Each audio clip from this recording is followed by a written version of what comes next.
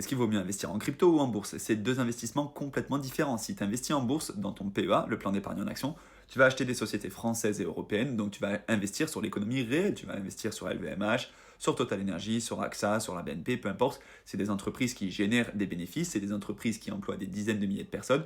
Donc globalement, ça devrait plus ou moins bien se passer, sauf si tu investis vraiment sur la mauvaise entreprise.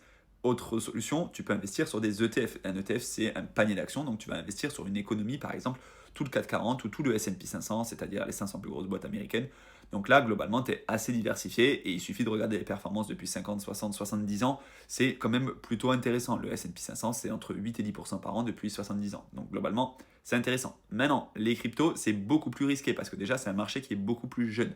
Mais dans le marché des crypto-monnaies, c'est pareil. Tu investis sur le Bitcoin, c'est pas la même chose que si tu investis sur des altcoins du top 200. Donc, on va rester sur le cas du Bitcoin. Le Bitcoin, c'est un actif qui performe extrêmement bien depuis des années. Ça ne veut pas dire que ça va continuer. Moi, j'ai des convictions profondes sur le Bitcoin et pour moi, dans 15 ans, il sera forcément beaucoup plus haut. Donc, je continue d'investir sur le Bitcoin. Ce n'est pas un conseil en investissement.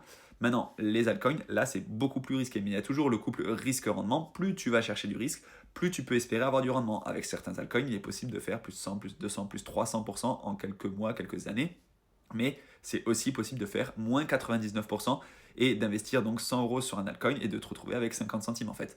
Donc c'est vraiment extrêmement risqué de venir débuter par le marché des crypto-monnaies. Maintenant, rien ne t'empêche de faire un petit peu les deux, de mettre une plus grosse partie de ton patrimoine en bourse si tu as un profil peu risqué ou de mettre un peu plus en crypto si tu as un profil un peu plus risqué. Voilà, ça c'est une stratégie qui t'est personnelle.